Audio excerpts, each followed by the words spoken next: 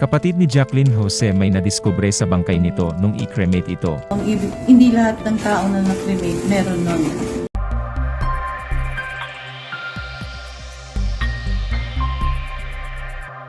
Si Mary Jane Gok, na mas kilala bilang Jacqueline Jose sa entertainment ay sumalubong sa isang hindi napapanahong pagpanaw dahil sa atake sa puso.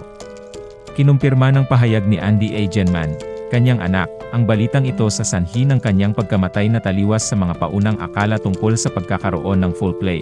Maraming celebrities at sikat na personalidad ang nagbigay pugay para kay Jacqueline. Lahat sila ay nagsalita ng mga good words tungkol sa yumaong aktres, mula sa kung gaano siya kahusay sa kanyang craft, hanggang sa kung gaano siya kahusay bilang isang tao na lagi nilang makakausap tungkol sa anumang bagay. Sa pagdaan ng multi-awarded actress, wala siyang iniwan sa amin kundi magagandang proyekto sa pagsasalita tungkol sa kanya. Ang kanyang kapatid na si Veronica Jones ay nagbahagi ng isang bagay sa isang panayam. Ito ay tungkol sa kung ano ang natuklasan sa kanya noong siya ay nakremate. Ayon sa kapatid ni Jacqueline, mayroon siyang berdeng buto.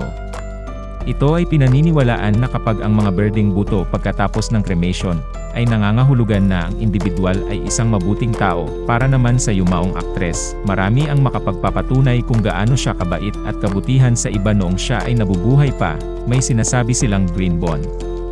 Hindi lahat ng taong na-cremate meron nun. Very rare, nakita si Jane meron, ibig sabihin, none ay good heart, says her sister. May sinasabi silang green bones. Oo. Ano daw ang ibig? Hindi lahat ng tao na na-cremate meron nun. So, very rare na nakita si Jane meron. Ang ibig sabihin daw nun ay good heart. Inilarawan din nila siya bilang mapagmahal, down to earth, maawain, at mabait. Palagi niyang tinatrato ang lahat, anuman ang trabaho o katayuan, nang may paggalang at pagkakapantay-pantay.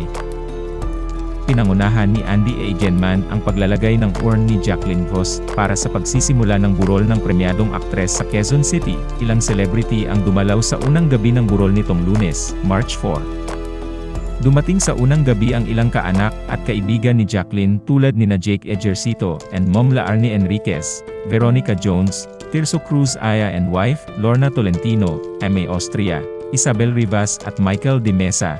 Gayon din sina Direk Adolf Alex Jr., Rosemarie Gil, Sid Lucero, Jean Saburit at Eddie Mesa. Naroon din si Sylvia Sanchez, kung saan nag-iyakan sila ni Andy habang magkayakap, at ang producer ni Jacqueline sa Broken Blooms na si Benji Austria.